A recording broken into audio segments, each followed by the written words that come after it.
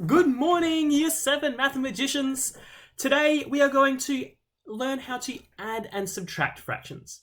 Just like it is useful to be able to add and subtract normal whole numbers, it's also useful to be able to add fractions and subtract them. First, we'll start if they have the same denominator, but these three steps will work no matter what. They will work all the time, even for tricky questions. Step 1 is to change any whole or mixed numbers to improper fractions. Starting with this question here, do we have any whole numbers or mixed numbers? No, we've just got two fractions, two proper fractions. So let's go to step 2. Write the fractions so that they have the same denominator. Do these two fractions have the same denominator?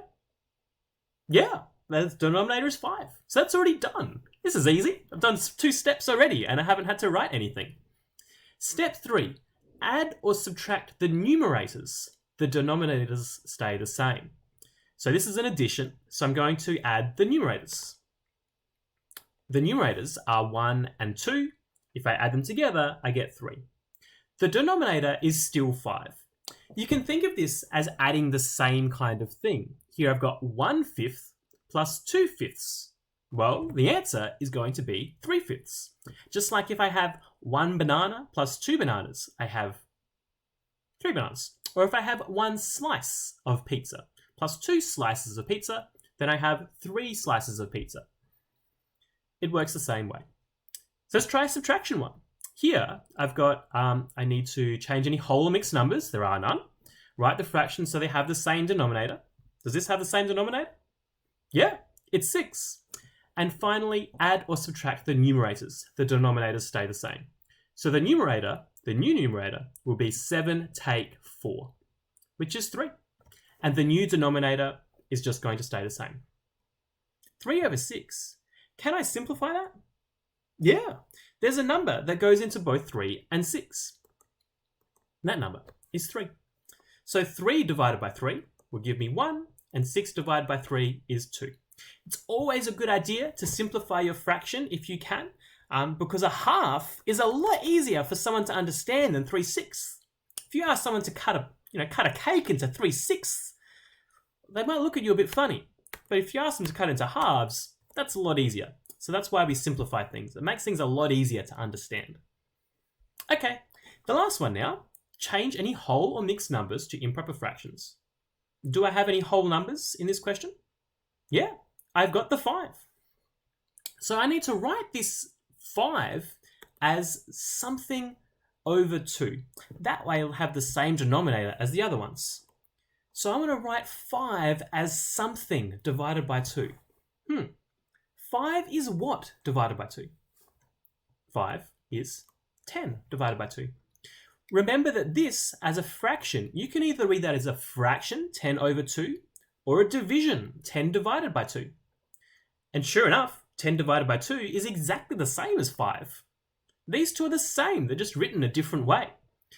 So it's okay for me to replace the 5 with 10 divided by 2.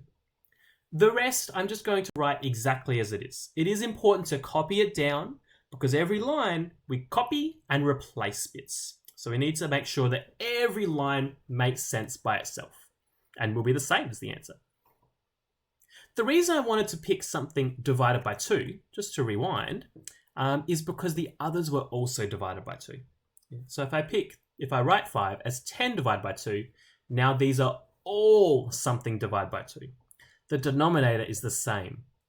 And to add fractions or subtract them, we have to make sure that that bottom number is the same. Good. So we've done step 1. We've changed everything. We've changed this to an improper fraction. Good. We've written the fractions so they had the same denominator. Yeah, the denominators are all 2. Good. Now we can add or subtract the numerators. So the numerators are just the top numbers. And if you look at them, I've got 10 plus 1 take 3. What is 10 plus 1 take 3? 10 plus 1 is 11, and 11 take 3 is 8. So the new numerator is going to be 8. It says the denominators stay the same. I've got 10 halves, and then I add a half, and then I take 3 halves. How many halves do I have left? I have 8 halves.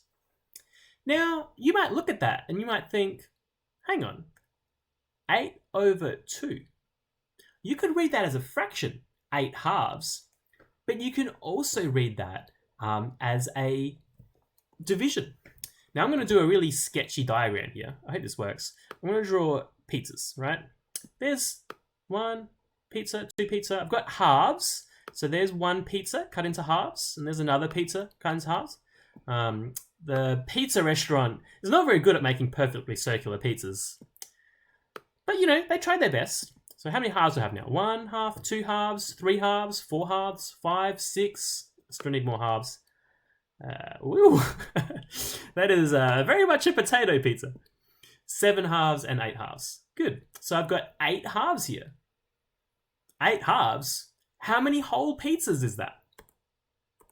It's 4. And the reason is, when you see 8 over 2, you can think of it as 8 divided by 2. Sometimes you will be able to write that as a whole number. We couldn't do it here, because you can't divide 3 pizzas into 5 parts and everyone gets a whole number of pizzas. It's just not enough to go around. But here, 2 does go into 8. So this one, we could read that as 8 divided by 2. We can write that as a whole number. So, good luck with the questions. Let me know if you have any questions.